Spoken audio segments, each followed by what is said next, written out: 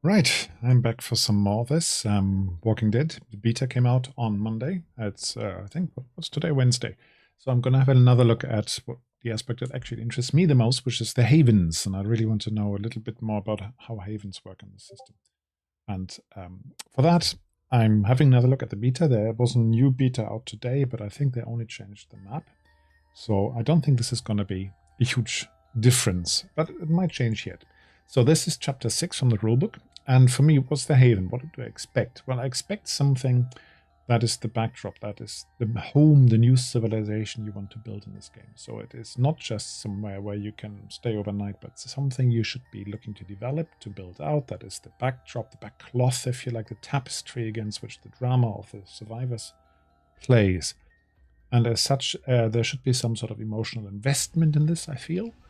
And I haven't played a lot of it, but I think that actually the Mutant Year Zero has got quite a good approach to this, because we also saw quite a bit of development in there and the network of relationships within it. Now, I'm not going to look so much at the survivors in this little video. I'm more looking at the facilities and what it says in this chapter. So home and away, which is also actually gathering resources and hunting around for them. So let's have a look. It starts with the haven, and I will have some yellow stickies on this. So hopefully they don't get in the way too much. But yeah, a haven basically has got, other than what it is, it says a place where the NPCs are safe. It's got some characteristics. So it's got some mechanics attached to it. It's got capacity and it's got defense. Capacity is basically how many people can stay there, how many people it can supply. And defense is how safe it is, how easily overrun it is, how easily to defended it is. That's the sort of idea here. So that's pretty much it. We've got two tables here, and they give you different bonuses. Or this here gives you a capacity of how many NPCs you can have. But yeah, capacity from 1 to 6 is not a huge range, up to 500. All right, 500 is quite a huge range. So there's some big steps in this, like from a 4 to a 5, you more than double it. So there's a double, more than double, more than double. No, sorry, less than double, more than double, more than double. So the sort of steps seem slightly odd. Why not go 50, 100, 200, 500? Anyway, minor gripe. There is some talking here about what basically happens in starvation. So either you get too many people, so you can't look after as many people anymore because you get more people than you have capacity, or alternatively, capacity drops. Now, this is a little bit mechanical, but actually quite quite vague what you can do here. And that is, the NPCs get temporary issues when they don't have enough food, and that might, of course, include the PCs. The textbook starvation gives some examples of such issues. So let's have a look where this textbook is. Textbook box right above. So they might rebel, essentially. They might demand new leadership. They might start making plans on designs on others' food. They might be on the verge of death. Now, there's no mechanic here to say, and it will take you a week before you reach that stage. So again, that is very much left up to the GM, the game runner, whatever you want to call him in this game. I haven't actually checked. Is it the GM? I think it's the GM. So, plan to abandon the group. So you might... Basically, the group will fracture, they will pick on each other, and all of that is great from a drama perspective, but from a mechanical perspective, this is relatively vague. So, defense.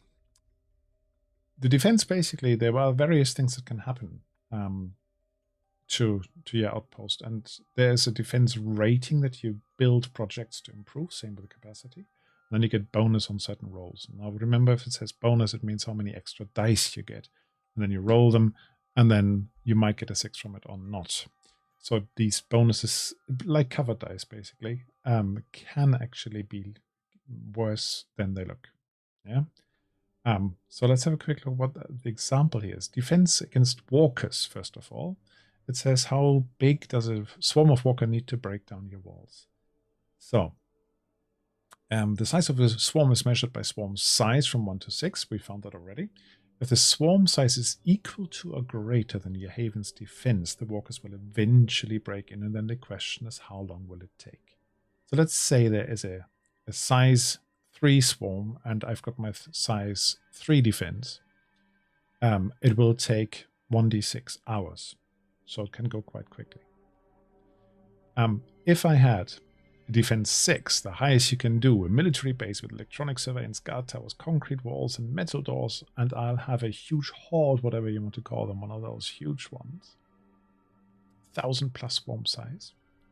They're equal. So how long will it take to overrun?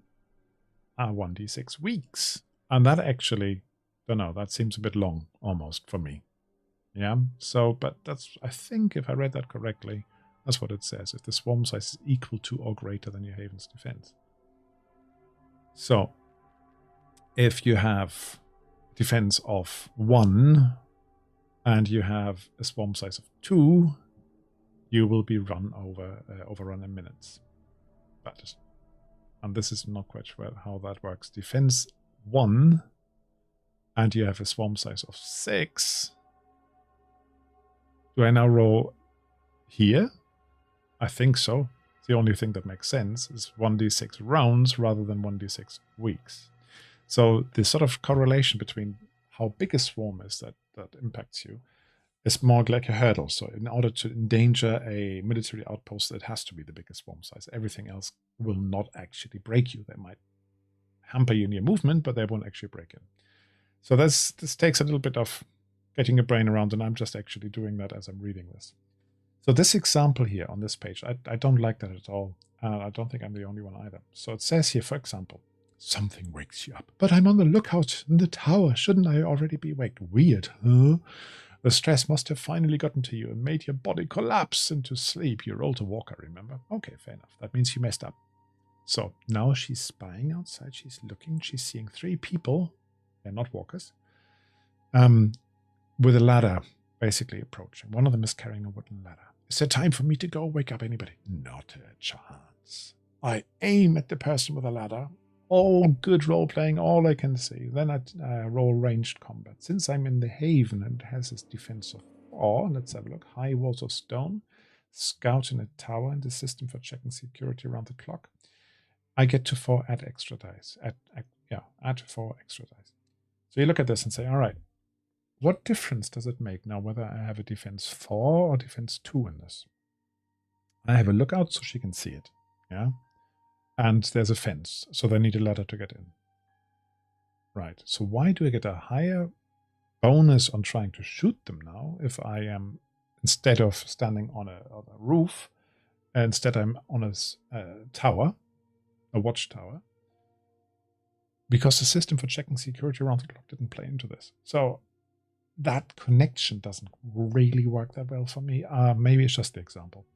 So again, that's a little bit that needs managing, where you need to smooth the edges just by being the capable GM that we all try to be, right?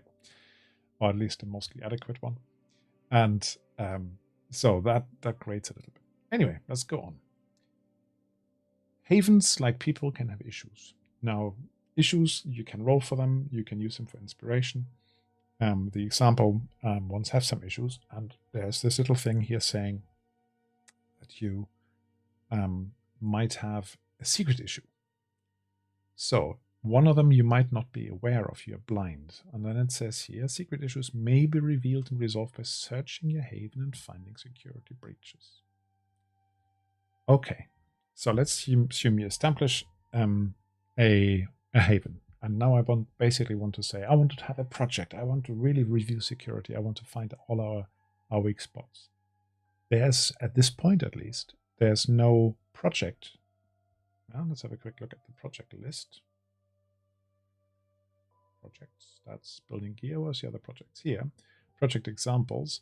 Let's say inspect. So I can build stuff, I can reinforce things, but if I don't know where the weakness is, there's nothing here that tells me how that actually works. So it says, yeah, well, you can inspect it, but there's no mechanical backup for this. So again, it will need some smoothing the edges. You can then build projects beyond that. to enhance your capacity or defense. Yeah, that's a great idea, and I think that's looking at Vaesen or looking at Mutant Year Zero. That is or even Forbidden Lands. That's something that the players will get their teeth into and say, I think we should do this. No, we should do this. We should discuss this.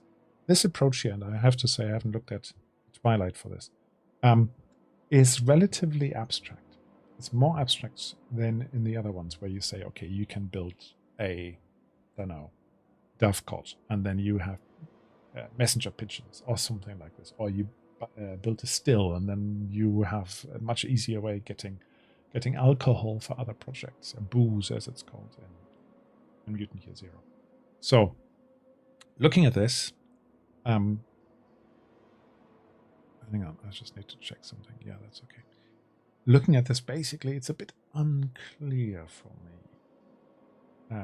A bit lighter, not unclear yet. Lighter. I'll tell you what I find unclear. So you have project examples, and of course you can come up with new things. So you're basically building a project, and you say, all right, this is a complicated project. It will have this effect on capacity or defense. So there's no like a talent. For me, it's like the stronghold, the base. The haven should have developed abilities rather than just a numerical value. Needs time to finish, so I can say, okay, time is 1d6 weeks. Right, there we go. Workforce, how many people do you have to commit for this time? And this is where the little comment at the bottom, at the top is. It's a bit hidden behind the title, isn't it? To say, all right, how do I track this? There's a stronghold, a haven sheet that you can use for this, but you need to track time quite meticulously. I can see this working quite well on VTTs. And there's requirements, so some of them have a prerequisite. There might be tech value of someone guiding or working on the project, or it might be something else. So as you can see in, what's it called, Mutant, the base itself develops a tech level, which then becomes an enabler. Here it's just a person working on it. So there's the interdependencies between different projects is not something that is in the system yet. Yes, you can always rule it in. There's a lot of homebrew, I feel. So, and then it says, okay, if you commit people, then they get add this many dice, they can roll these many dice for it. So, untrained, 1 roll of a die, experts take 3, masters have take 5. Right, so the project decides that it will take this amount to complete. Now, does it actually take a roll to establish a project? And certainly at this level of project, I don't think it does. It might be again my reading of it. But if I wanted to build a beehive, it will give me capacity 2. So I'm reading that as add capacity 2. We'll have a workforce between 3 and 4 people. They will be working for months before I can harvest it, and they will continuously be committed to this project. 3 to 4 people for beehives. If you have a haven size of like 30 people, that's 10% of your workforce. That seems a bit high for me, but okay. You need equipment. What sort of equipment? Doesn't say. You need wild bees. Right, great, yes. How do you find them? And you need to tech 3. For me, it seems a bit high, to be honest. I've seen beehives. Yeah, they are made from essentially straw or wooden boxes, and then you put a grid in it, and you hang the combs, the honeycombs in it, and you basically leave it. Certainly, anyway. I'm not bickering with individual numbers, but here there's no role as far as I can see. So you basically say, I'm committing the people, I'm committing for this amount of time, and then I get it. There's a huge difference between 1 month and 6 months. So again, for me, that's a bit swingy.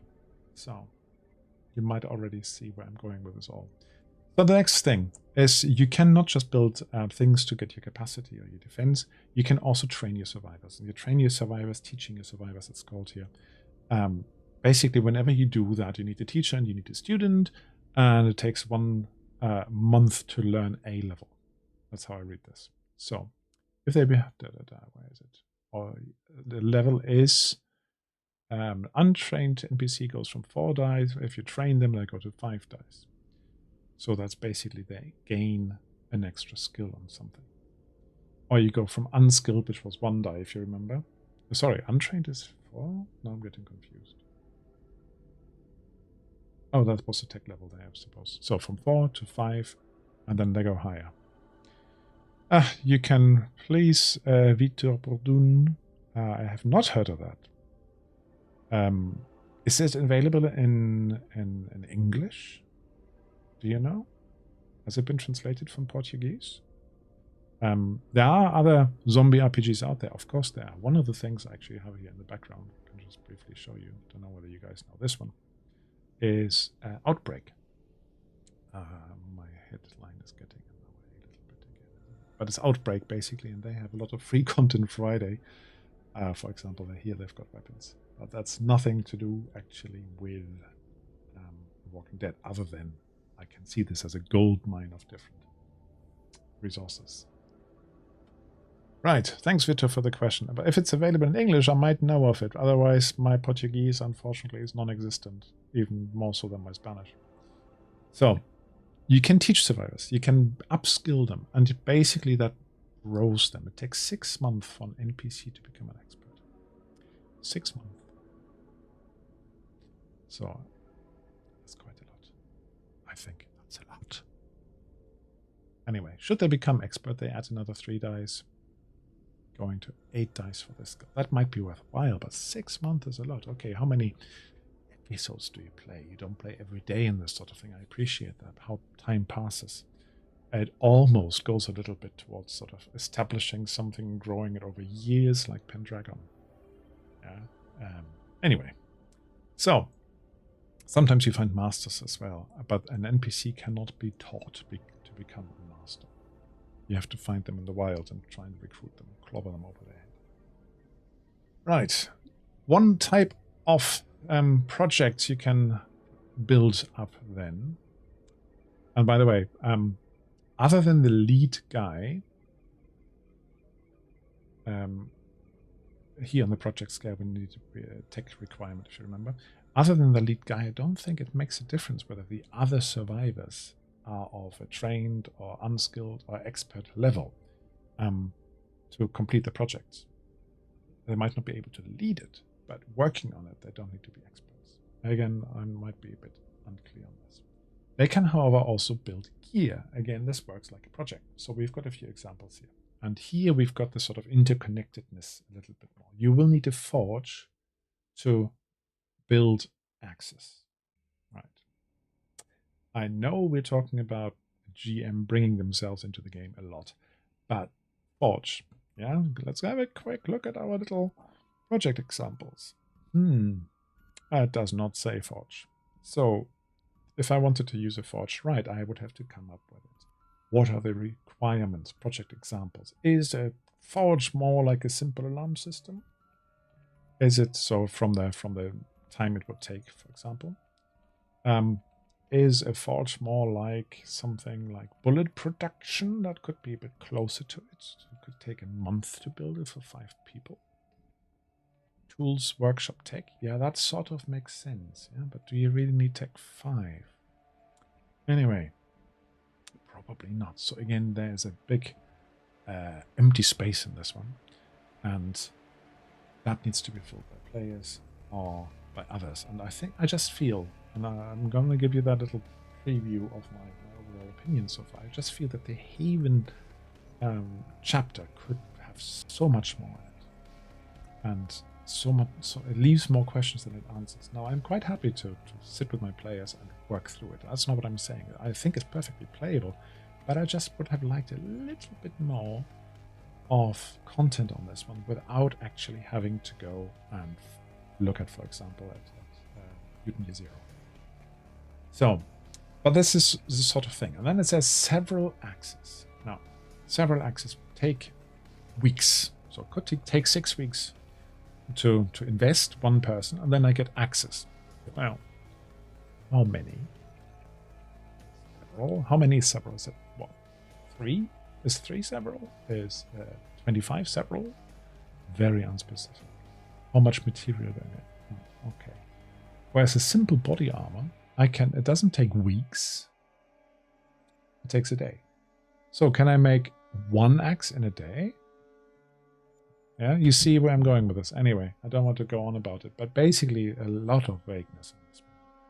There's also a chance here, and this is where you might roll for projects, that you have dangerous projects, it says. So projects don't normally require skill rolls, as I said earlier, but at times there might be something tricky, and basically the way they want to run this is very much like Extended Trouble in Tales from the Loop. So you might say, okay, we need a skill for this, a skill for this, a skill for this. I want you to roll, and this could be PCs or potentially NPCs, I guess. And you just say, I want you to roll, and something might go wrong. And again, you have to then say, should all roll fail, so the project is a failure, you have to start over. But there should also be, I think, some consequences. So it could be the threat level goes up because you have a huge bust up or explosion or something, and then there's a smoke, lots of smoke going up, basically. A column of smoke above your camp, and then lots of people come and find you. Yeah? So a few more examples of what could go wrong, a few more exemplifications would be good. So how do you decide the scale of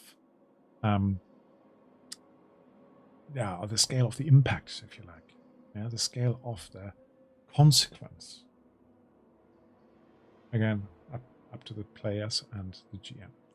We then get a couple of examples, and I quite like these. So you might have an old schoolhouse, a red wooden schoolhouse, you can tell this is America, on a grassy lane surrounded by wooden fence, windows are blocked and so on, a river close by teeming with fish. Good, that sounds like a resource here, which gives you the capacity. Beehives are there, which also gives you capacity. Let's have a look. Beehives give me capacity of 2. Okay, right? Exists. So that explains the capacity too. But then do I still need the river? Oh, it's an interesting thing, actually. It says early on, I shouldn't be jumping around so much, I appreciate that, but in the capacity here, constant need to find other food sources. We don't have that because we've got capacity 2. Some livestock and good fishing. Okay, and or hunting equipment. All good. Right. And I missed this one, so I want to go back to it. It then says that if you build something like this, you can increase the capacity. So I start with capacity 2. Now I built a potato field. I now have capacity 5. Now I built another capacity 3, for example, a potato field. Second one. Have I now got capacity 8? Does it add another 3 because I've got a second potato field? Or do we have the law of diminishing returns? What if after I've got a trade route, I now go and build beehives? I would actually say it gives me some extra capacity because I can also trade for it. Don't worry, Zerga, you can always watch the video on demand later. Yeah, that's not a problem. I'm just rambling anyway. So, and it was unannounced, so don't beat yourself up, beat me up if you want to. And then it says here, hang on, where is it? Where's this sticky going? Ah, yes, project scale. It says here as an example, the GM decides what it will take to complete a project. Right. At higher levels of capacity and defense, minor projects at the Haven will not increase the ratings. Yeah, fair enough. Setting up a simple alarm system at a highly guarded army base doesn't help so much, because if you put a few tins on a string at a highly guarded army base, then that really doesn't make a difference. But again, how you scale that is completely up to the GM. I'm not going to start from the beginning, Zerga. I'm sorry. I'm not going to start over. So, how you scale this. So, for example, I have a couple of things here on my little sticky note. Let me zoom in. Oh, it doesn't zoom with the sticky note. Oh, interesting. It says, okay, building a pigsty and a beehive. What is that? Is that a total capacity of 5? When does it start becoming, as it says here, a higher level where you run out? And how many different things can you think up? Anyway, I think there definitely needs to be some diminishing returns. But how you do that is left open to the GM. You're getting the trend here, right? So where was I?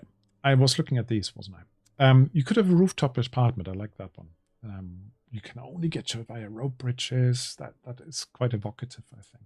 It's a large stash of canned food, and that gives you the issue of saying you're depending on the food resources, and they will eventually be depleted.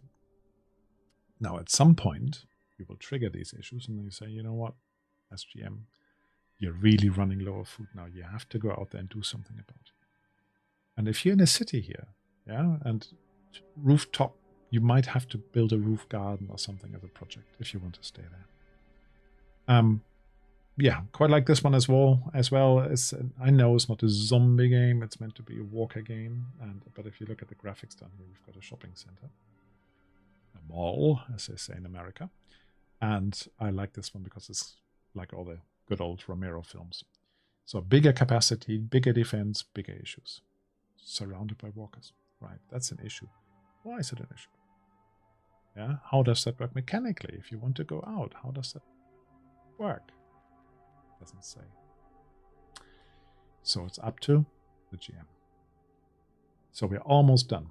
So that's the basis anyway, the haven part. I've got a couple of notes here about supply runs, but have you got any questions or comments on the havens that I've so far gone through here? And you may have read the PDF, I don't know. Yeah, anybody got any questions? Put them in the chat. Otherwise, I'll ramble on to go on a supply run. Yeah, I did like how they snuck the artwork in here. I think that's really cool.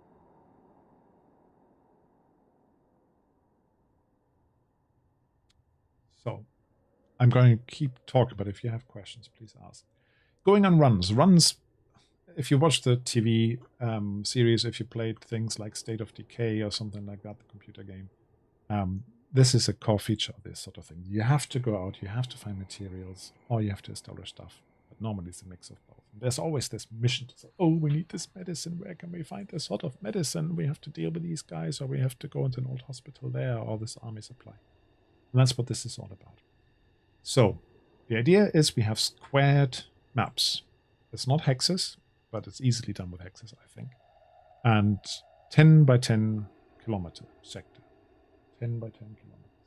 If I look around here, 10 kilometers, I'm in the next city over there, I'm in the next city over there, village over there, countryside.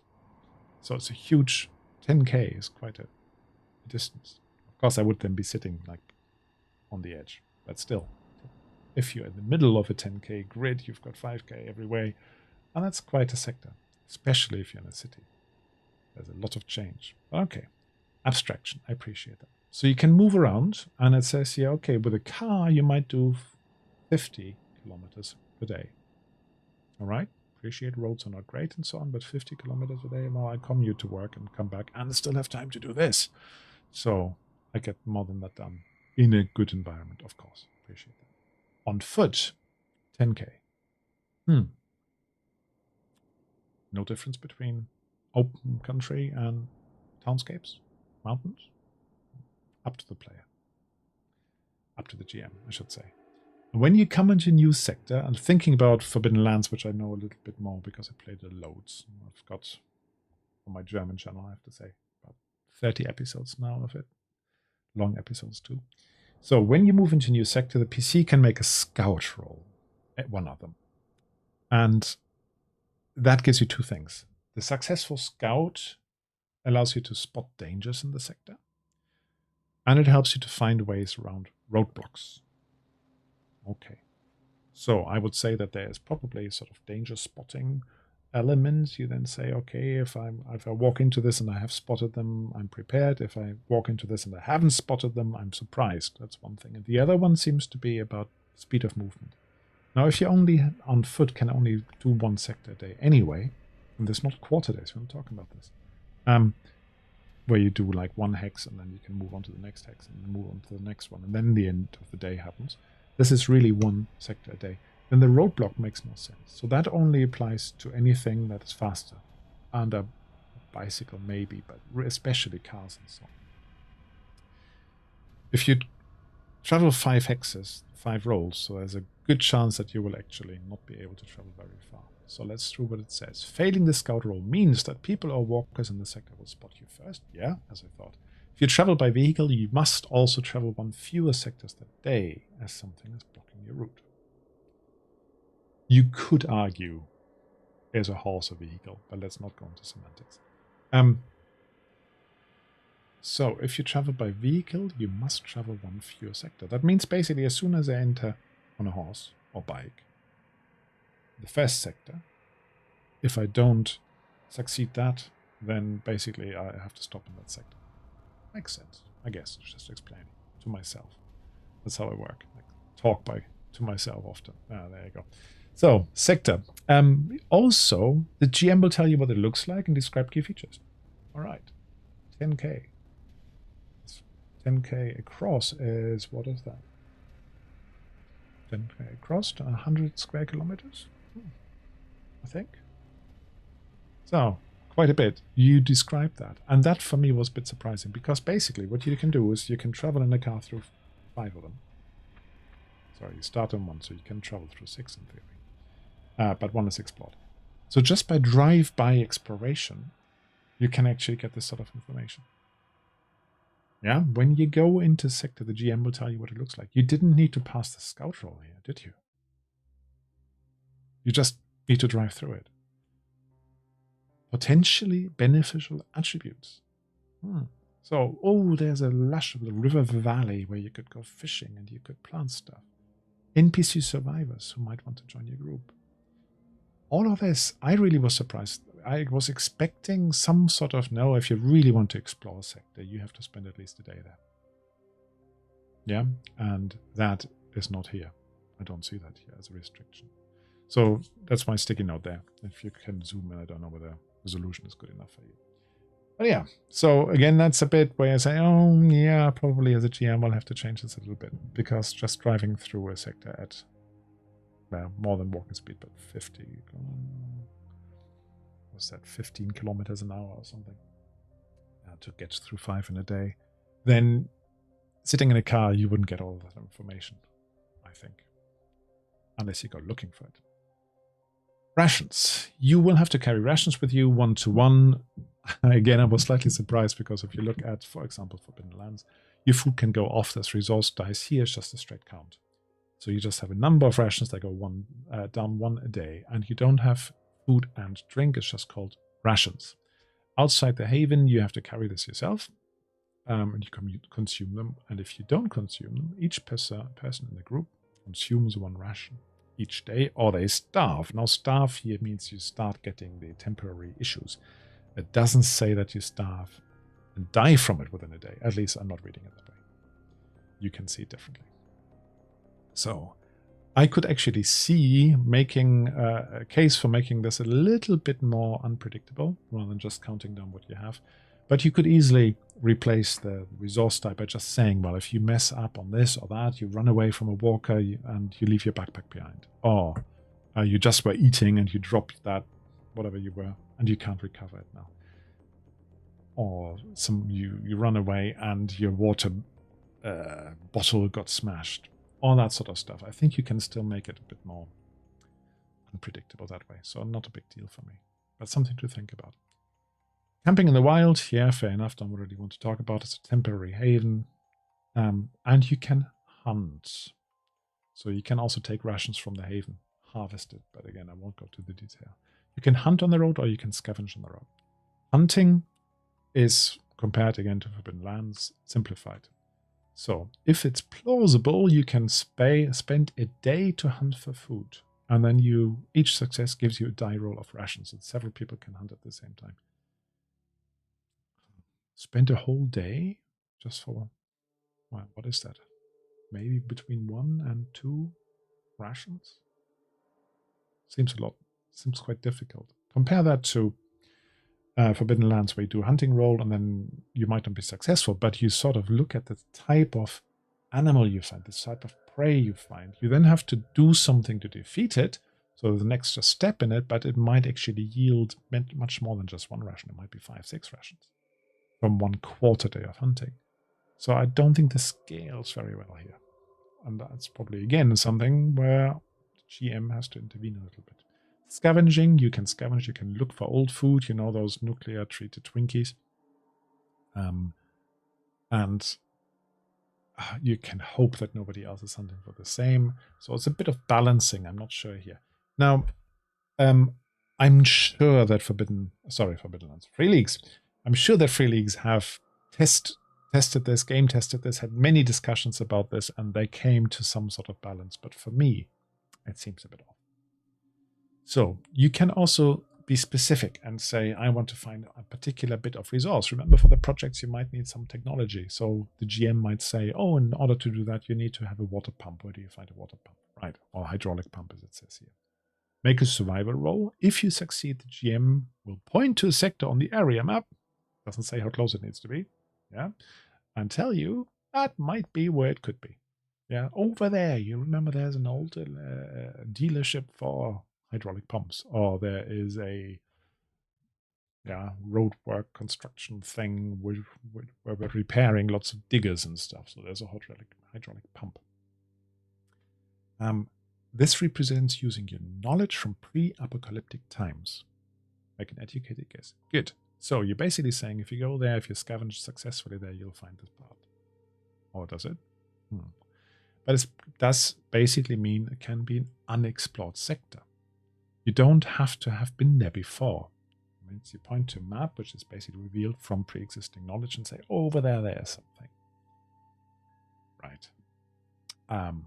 If you are in a 10K grid square, it's not hex, nearly said hex, in a city, shouldn't you basically be able to find pretty much anything? Right. If you fail the roll, the GM will still tell you where the item can be found, but they will also potentially have a complication on it. So for me, that actually asks, okay, I probably should be doing a hidden roll then. So otherwise you say, yeah, it's there. But at the same time, the player at least knows. Yes, once you get there, you will find a problem. You will find that it's hidden or difficult to access or something. Well, anyway. So I'm not quite sure how that would play out. If you want to find things that did not exist before the outbreaks, then you don't have historical knowledge, then you basically can't do survival roll. You just have to be lucky. Or again, guess what? The GM has to do it. The GM has to come up with something to say how likely something is to be found. There is a scavenging table. Now I'll briefly go to that's page 144 on the PDF I put down here. No, that's 14. 144. So you get these huge scavenging table. But if you're looking for a particular item, that didn't exist before, how likely is it you find it? There's lots of rations here. Yeah, so you could actually make a sub folder for rations, but then all of a sudden you've got, let's see, living worms in a bag filled with dirt, 1 ration. Yummy, egg and ham, ration. 356, revolver. I can't eat that. So they're not 100% in a sensible order. So the nice equipment bits are scattered throughout the table. So it is a D666 fine table. And yeah, maybe if I'm looking for food, why would I be necessarily finding a fake mustache? I guess it's fun. Anyway, so was that. And back to page, where was I? I can't remember now. Anybody remember the page I was on? Was it in the 40s? On the 60s? Let me look at my bookmarks. These bookmarks were added in the second version of the PDF. Very much grateful for that. So, gosh, my video is getting a little longer than I thought it would be. I hope you're still enjoying it, still learning something here. So, hunting on the rope we've done. Scavenging we talked about. Locating things in particular we have also done. Now you can play these out, and that's all great because there could be entertaining scenes, but you can also delegate some of your survivors to say, you go on a supply run. And that's how they do this one here, locating NPCs and swarms. If you want to find, NPC runs, that's what I'm talking about. If the NPCs decide to go on a run without the PCs, do they decide it by themselves? Maybe if they're starving, but otherwise they probably would want to have instruction from the players. You roll. And 1 chance in 6 that the NPCs are never heard from again. 1 in 6. Bad. Doesn't say how many need to go. Are you sending 1 person out? Are you sending 10 out? Does it make a difference on the result? Nothing in the mechanics. So guess what? GM has to come up with something. So I think overall that's the end of that chapter. The next one is running the game. And the previous one, which I haven't actually done yet with you guys, but I'm might get around this weekend to do something is combat and healing. But let me just, before I start going about the other chapters, let me just summarize here. What I see, there are some nice ideas. Yeah, I'm seeing that there's the makings of some decent, simplified base building.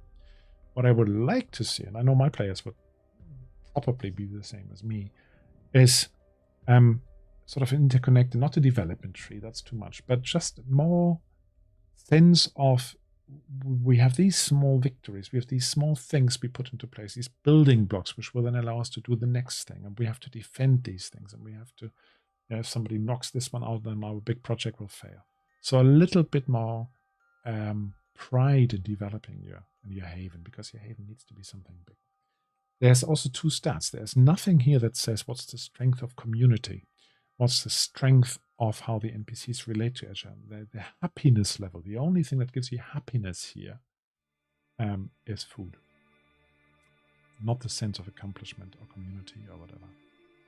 I'm thinking civilization, we had food, we had happiness, we had resources and money and research. So that's the sort of model that I'm thinking. And I spent far too many hours playing that game. Yes, capacity builds up, more projects. Again, lots of things are unclear on scaling. Defense, yeah, okay. The application, certainly the examples was strange. But the application, where does it matter? Is it really only for this, or does it matter for individual roles if somebody attacks the camp? Yeah. How do issues actually work? When are they triggered? How do projects interconnect? What do you need? Where does it say, for example, you need to forge? What is a forge? That's, for me, is the summary of the first one. There's a huge amount of vagueness. There's a huge amount you have to come up with yourself, and I'm quite happy to do so, but I just think that this potentially is the very core that makes the group tick and go together. As I said earlier, the tapestry of the social interaction. I just hope that there would be a bit more strength in this chapter. Yeah, and on the going out on supply runs, second half of the video, on the second, no, not quite, it was wonky half, so the shorter half, that makes sense. How the map gets explored, I'm a bit, I think that's overly simplified personally. It doesn't give you the sense of distance, of carefully making your way if you just zoom through and 5 sectors in a day. If you have your middle and everything around is unknown, that's 8 sectors, so you could just drive around in a day and a half, let's say call it 2 days, and you've explored the next one out. That's not bad, is it? Just go for a ride around town, cruise around town, day and a half, and you've got 8 sectors explored. Nah, doesn't quite work for me. Scavenging, half thought out, some good ideas, some good hooks, but I just think overall, for me personally, and I have high expectations of Free League, I appreciate that, it's a little bit of a letdown. And I don't really want to say that about Free League, because I do like their products, but I just wonder where that came from. Whether it's the desire to, as some people on the intertubes are saying, on the internets, there will be more, there will be an extension for this, there will be an extension for that. They might do a regional thing, they might do a map of Europe, there might be a map somewhere else to go with future AMC series. I just don't understand. They've got so much to build on from AMC. Isn't that, why are they not leveraging it? Anyway, that's just my opinion. What do you think? You still have a couple of people here in the chat, so if you want to contribute your opinions or you want to ask any questions, please do.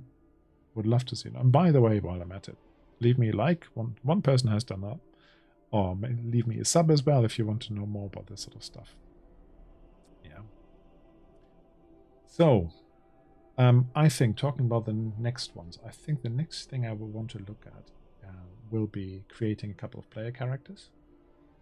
Maybe a community, and then settling them into one of those havens and see how that looks and how you can do that.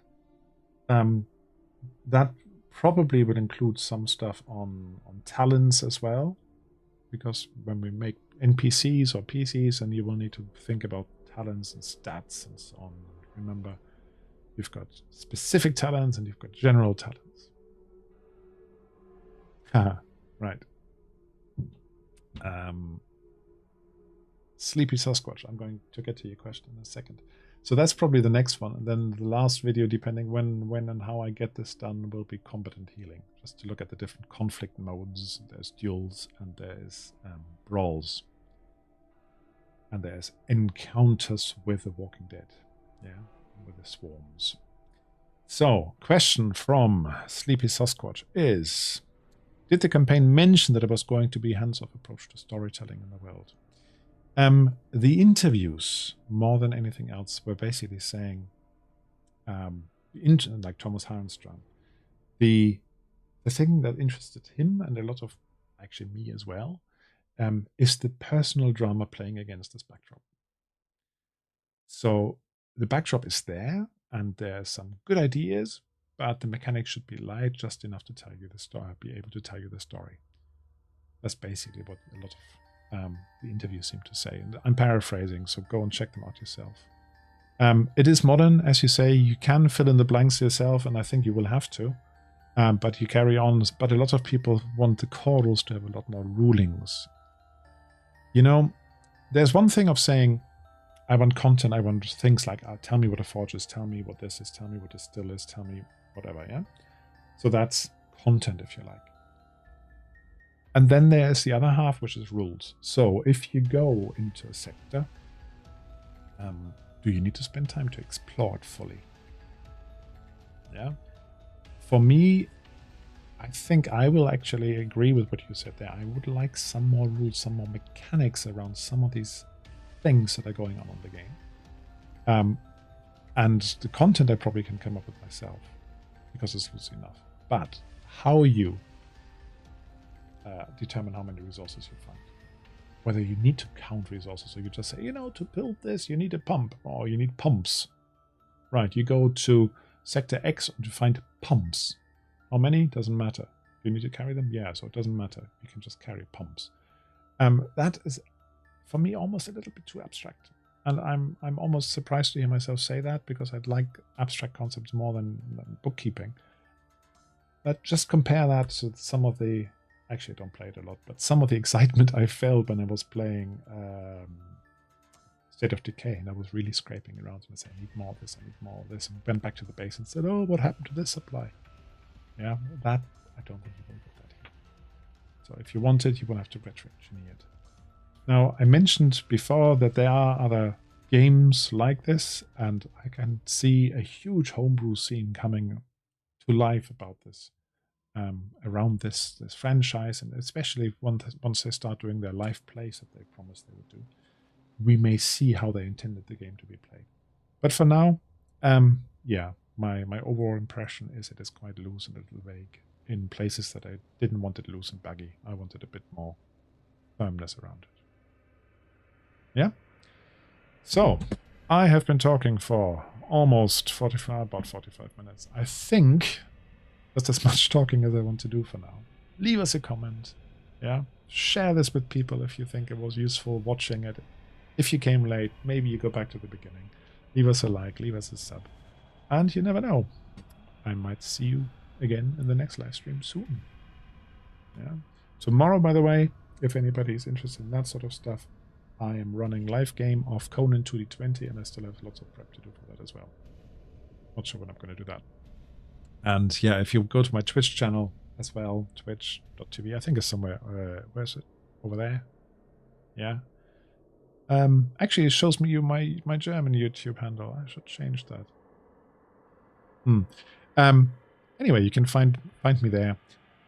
Get in touch if you want to have particular things covered. But for now, I'm going to say farewell and goodbye. And I didn't make a closing screen, so I'm going to sign off with a starting screen again. Take care.